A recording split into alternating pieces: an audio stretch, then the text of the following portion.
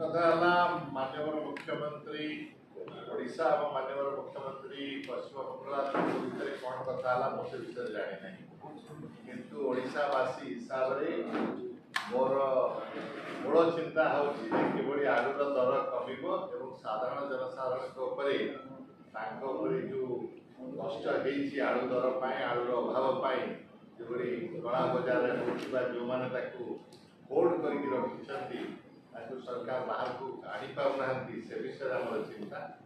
ମୁଁ ଜାଣିବାରେ ଯଦି ସରକାର ପ୍ରୋଆକ୍ଟିଭ ହେଇ ଅଧିକା ପ୍ଲାନ୍ କରିଥାନ୍ତେ ତାହେଲେ ଏ ପରିସ୍ଥିତି ଆଳୁର ହେଇନଥାନ୍ତା। ଖାଦ୍ୟ ପଦାର୍ଥ ଏଭଳିଆ ଯେଉଁଠି ସାଧାରଣ ଲୋକମାନେ ବ୍ୟବହାର କରନ୍ତି ସେଇଟା ହେଉଛି ଏସେନ୍ସିଆଲ କମୋଡିଟି ଆକ୍ଟ ଅଣ୍ଡରରେ ଅଣାଯାଇପାରିବ ଏବଂ ସେ କାରଣବଶତଃ ଅନେକ ପ୍ରକାର ପଦକ୍ଷେପ ସରକାର ନେଇପାରିଥାନ୍ତେ ଏବଂ ଆଳୁର ଯଦି କୌଣସି କାରଣରୁ ସର୍ଟେଜ ଅଛି ତାକୁ ଅନ୍ୟ ଜାଗାରୁ ଆଣିକି ମଧ୍ୟ ଆମେ ସପ୍ଲାଏ କରିପାରିଥାନ୍ତେ। ଅତୀତରେ ଯେତେବେଳେ ବିଜୁ ଜନତା ଦଳ ସରକାର କ୍ଷମତାରେ ଥିଲା କେତେବେଳେ ଆପଣମାନେ ଦେଖିନଥିବେ ଯେ ଆଳୁ ଦର ଏଭଳି ପରିସ୍ଥିତିରେ ପହଞ୍ଚିଥିଲା। କାହିଁକି ନା ସେତେବେଳେ ସରକାର ଏ ବିଷୟରେ ପ୍ଲାନ୍ କରି ସବୁବେଳେ ସାଧାରଣ ଜନସାଧାରଣଙ୍କ ସ୍ୱାର୍ଥକୁ ନଜରରେ ରଖି ସମସ୍ତ ପଦକ୍ଷେପ ନେଉ। सर बांग्लादेश जो पश्चिमबंग मुख्यमंत्री काली कथा मुख्यमंत्री सहित मोहन मार्टिन सहित जे तांकर जो माने व्यवहार करछन से मानको हैरान करा जाउछि, मारपीट करा जाउछि, एबे एक अभियोग देखो पश्चिमबंग माननीय मुख्यमंत्री कौन कथा आम मुख्यमंत्री सहित मुझे जाने ना। विजु जनता दल ए विषय केवल सब गोटे नीति रही आसी समस्त मानविक अधिकार सम्मान देवा, समस्त सांविधानिक एवं आईन बसत जो अधिकार अच्छे आम सम्मान देवा। जो मैंने भारतर नागरिक से ओडिशा रुँ, बेंगल रुँ, तमिलनाडु रुँ, जो भी रुँ, गुजरात रुँ, राजस्थान रुँ, भारतीय नागरिक मान सुरक्षा भारत भितर राज्य सरकार ड्यूटी। जेणु भारतर कौन राज्य बासिंदा जदि ओडिशा भितर अच्छा सुरक्षा ओडिशा सरकार दायित्व। जदि किए ओडिशार भारतर नागरिक जो मैंने भारतर नागरिक नुहति जदि कौन कारण आइडेंटिफाई करने सरकार दायित्व। तेणु आमर विजु जनता दल सब माने आमर पोजिशन रही भारतीय नागरिक मानक सुरक्षा प्रदान करने सांविधानिक और आईनगत जो अधिकार अच्छी सुरक्षा करने समस्त राज्य सरकार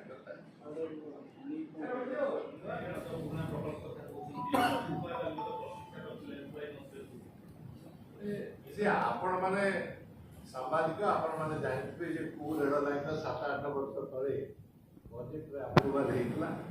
को रेल लाइन 7-8 वर्ष हला तार इम्प्लीमेंटेशन एटी हे नथिला और वर्तमान कोनी से प्रकल्प को जदि आउ थरे घोषणा करा जाउची ता भितर कोन रहस्य अछि मु जाने नै। तो आपण माने सामाजिक एटा पछारी बुझंतु जे एई प्रकल्प किछि 7-8 वर्ष तले बजेट रे अप्रूवल हेतला कि देखंतु से को कॉन्टेक्स्ट रे की का को प्रशंसा करे मु जाने नै।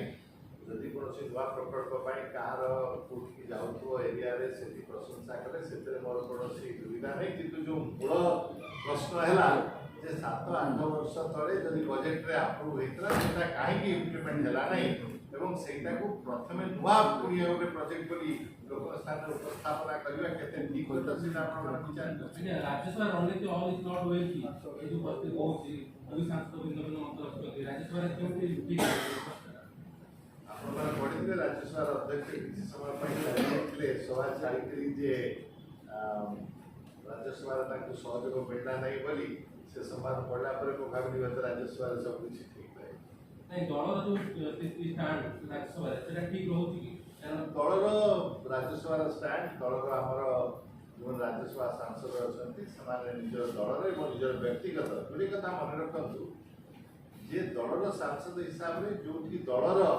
दृष्टिकोण को सामने रखार अच्छे आम सांसद मान रखुंट किंतु दलर सदस्य होता अर्थ नुहे व्यक्तिगत कौन दृष्टिकोण नक समय सांसद हमार अर्थ है आप किसी दृष्टिकोण रहा दरकार किसी दलर दृष्टिकोण किसी व्यक्तिगत दृष्टिकोण राजनीतिक मन में चर्चा की बीजेपी